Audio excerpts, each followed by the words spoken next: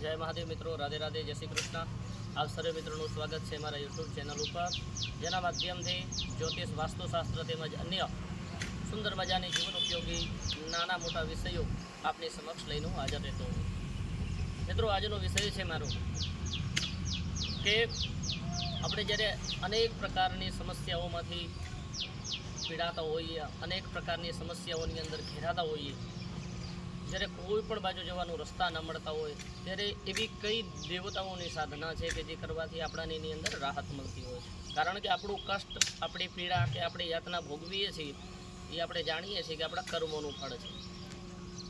તો આપણા કર્મોનું ફળ છે એ આપણે ભોગવવું જ પડશે, એ તો આપણે જાણીએ જ છીએ કે કોઈ દેવના શરણે જવાથી આપણા જે આગલા જન્મની અંદર આપણે અનેક પ્રકારના ખોટા કર્મ કર્યા હોય, કોઈ પાપ કર્મ કર્યા હોય કે આપણાથી કોઈ એવી અનિષ્ટ કૃતિ થઈ ગઈ હોય તો એનું આપણે આ જન્મની અંદર ફળ ભોગવતા હોઈએ છીએ।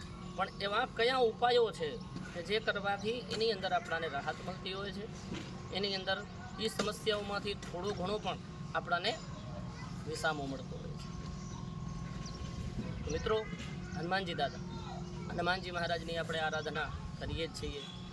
જ્યારે પણ આપણા ઉપર ઘોર સંકટ, આધિ વ્યાધિ ઉપાધિઓથી પીડાતા હોઈએ ત્યારે દાદાના નિત્ય દર્શન કરતા હોઈએ છીએ, મંગળવાર શનિવારના વ્રત કરતા હોઈએ છીએ। પણ એક આજે હું એવો ઉપાય બતાવવા જઈ રહ્યો છું કે જે કરવાથી અનેક પ્રકારની જે સમસ્યાઓ છે, જે ઘોર કષ્ટો હશે, પીડાઓ હશે, સમસ્યા કોઈ પણ હોય, જે આર્થિક હોય, વ્યવહારિક હોય, સામાજિક હોય કે પછી કોઈ બીજી સમસ્યાઓ હોય, પણ એમાંથી અવશ્ય રાહત મળશે। મિત્રો, શ્રદ્ધાપૂર્વક, ભાવપૂર્વક આ ક્રિયા કરવાની છે।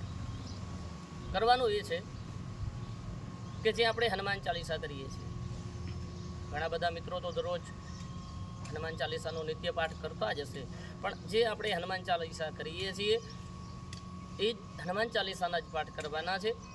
પણ હનુમાનજીના મંદિરે જઈ એક હનુમાન ચાલીસા બોલતું જવાનું અને લવિંગ જે છે એનો એક દાણો લઈ અને ધાગામાં બાંધી દેવાનું છે। એના માટે લાલ ધાંગો લેવાનો છે, 108 લવિંગ લેવાના છે। એટલે ક્રમશઃ 108 લવિંગ, 108 હનુમાન ચાલીસા બોલી અને એક એક હનુમાન ચાલીસાના અંતરે કે એક હનુમાન ચાલીસાના અંતે એક લવિંગના દાણાને એની અંદર બાંધતો જવાનું છે। આ રીતે આખી આખી માળા બનાવી દેવાની છે અને એ હનુમાનજી દાદાને એમના ગળાની અંદર શ્રદ્ધાપૂર્વક, ભાવપૂર્વક આપણી જે કષ્ટો છે, આપણા જે પીડાઓ છે એમાંથી મુક્તિ અપાવવા માટે દાદાને પ્રાર્થના કરી અને દાદાના ગળાની અંદર અર્પણ કરી દેવાની છે। સાથે સાથે શુદ્ધ ગાયના ઘીનો ત્યાં કાને દીપક પણ પ્રગટાવવાનો છે અને નૈવેદ્ય, જે કોઈ પણ જાતનો પ્રસાદ ઘરેથી બનાવીને લઈ જઈએ કે પછી કોઈ બીજો પ્રસાદ લઈ લઈએ, શ્રીફળ સહિત ત્યાં કને દાદાને અર્પણ કરવાનો છે। ધૂપ દીપ સહિત દાદાને પ્રાર્થના કરવાની કે હે દાદા, જે કંઈ પણ મારી આ સમસ્યા છે એમાંથી તમે મને મુક્તિ અપાવો। આ પ્રમાણે મિત્રો આ ઉપાય કરી જુઓ।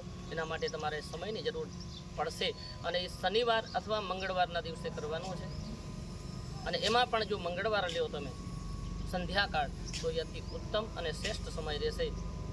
તો મિત્રો, આ પ્રયોગ કરો અને ત્યારબાદ જે પરિણામ આવે એ તમે ખુદ મહેસૂસ કરી શકશો કે જે આપણી સમસ્યાઓ હતી એમાંથી આપણને કેટલી હદે આમાંથી મુક્તિ મળી છે, કેટલી હદે રાહત મળી છે। તો આશા રાખું છું કે વિડીયો આપને પસંદ આવ્યો હશે। વિડીયો જો પસંદ આવે તો વિડીયોને લાઈક, મારા ચેનલને સબસ્ક્રાઈબ કરવાનું ભૂલતા નહીં અને સાથે સાથે આપણા મિત્રો સુધી આ વિડીયોને શેર કરવાનું ભૂલતા નહીં। જય મહાદેવ, રાધે રાધે, જય શ્રી કૃષ્ણ।